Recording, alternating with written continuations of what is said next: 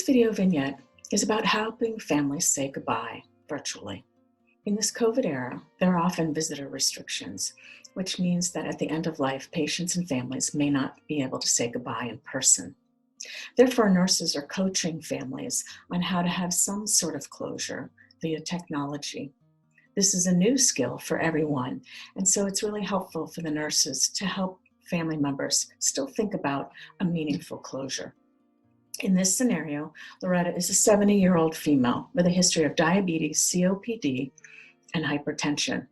She's been a fairly active older adult and has been volunteering at the senior center, and was until even recently. 6 weeks ago, she began to feel weak and more fatigued and developed a cough. She called her daughter Terry to tell her this and was getting scared. And then she became so short of breath, and Terry called 911 and she was sent to the hospital. It's been over 4 weeks since she's been on a ventilator, and she's shown no signs of improvement. The team has talked with Terry and her family about goals of care, and the family has decided not to escalate care further. They want to respect their mother's wishes that she didn't want a lot of technology.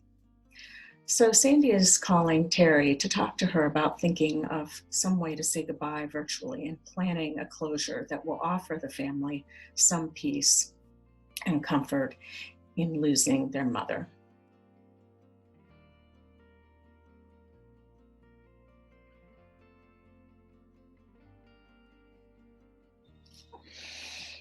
Hey Terry, it's Sandy.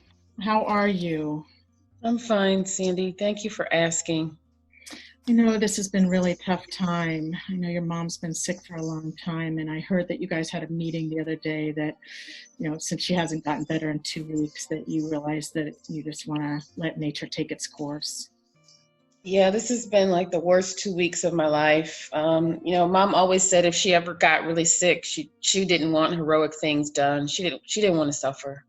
Yeah, I can imagine that's been a really hard decision. So one of the reasons why I'm calling is that knowing that we often, try to help families say goodbye.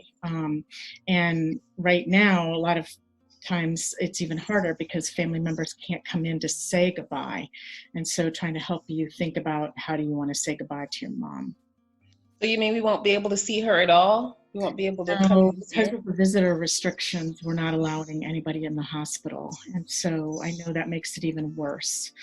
So trying to think about how do we allow you all to do some closure, and it takes a bit of planning. So that's why I wanted to call ahead of time so that we could talk about my role helping you plan with your family and kind of what you'd want to do. Does that sound okay? Yeah, that sounds fine. Okay. So when this happens, since I'm her primary nurse, I'll be in the room with her and be in the room with you all. And the goal is to sort of think about how do we include everybody. So sometimes people just use the telephone, but that doesn't allow for very many people to be part of that. And then a lot of times people are using smart devices like a tablet or a cell phone, and then using FaceTime or Zoom or Microsoft Teams or House Party or even WebEx, so they can bring in as many people as they want to kind of have some sort of a closing time. So that might be something to think about with your family of who wants to be a part of it. Right. And for younger children too, because my cousin has some younger children, 6 and 8-year-old boys, and they used to be very close to mom whenever she visited. As long as, the same principles, if they want to be a part of this, that would be great. But I think we're going to prepare them, and I'll prepare you all. Even before we start the session, I'll kind of tell everybody in the room what your mom will look like, because, she'll have tubes and she'll have, an IV where we're putting the medicines in, and just all the other monitors around her. So for some people that can be a little bit disconcerting. So I want to make sure that I prepare everybody. So the 6 and the 10-year-old can certainly be part of it. And then I would just suggest that somebody is with them. So, if they've had enough and they want to go off, somebody can support them. So you will be in the room with mom? I'll be at in the the room with time? Tom. Yeah. So, thinking about what platform. And so then here we happen to have a tablet, so I can use the tablet and use whatever platform you want us to use. And then, after we dial in, I prepare you all, and then you all can start whatever you want. And that's really for you all to be able to speak from the heart. And for some people, that's music and song and prayer, and sometimes showing pictures. And for others, it really depends if they, have a strong religious base. It might, have more with that and have a spiritual leader be part of that. So like the pastor, she was very close to our pastor. He could be part of the call as well.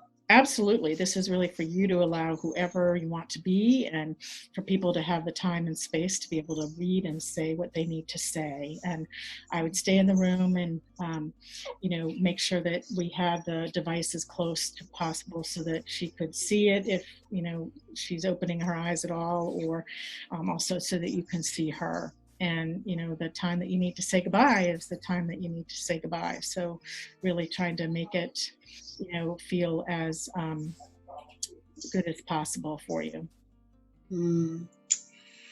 Oh, this is just awful.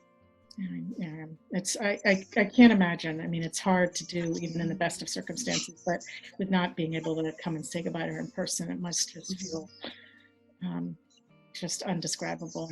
Will you be able to hold her hand, or?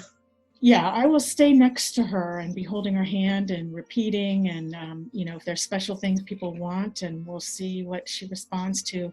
I would assume that she could hear everything, even though we know sometimes people are unconscious. I've had experiences where people have heard things and even responded something. It can come a little bit lighter out of that, or sometimes they just have some movement. So we assume that people can hear everything, and she'll hear your voice, and we'll also hope that she responds to touch. Okay. So I think the thing is thinking about who in your family wants to participate. What do you want to this? And I think, in terms of planning, probably sooner rather than later, although I know it takes a bit of time to get everybody and to plan this, but, we just don't know. Things could change at any moment, and I wouldn't want you guys to not have that opportunity. Okay. We'll talk about it as a family tonight. Okay. Anything else you can think of? I know this is really a huge thing to be having to think about and plan. No, I think it just helps to talk about it in advance so that we know what to expect.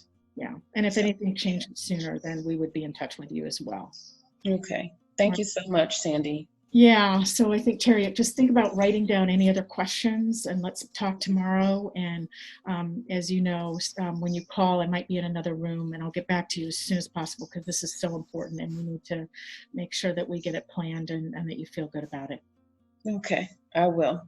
All right. You take care. Thank you. Okay.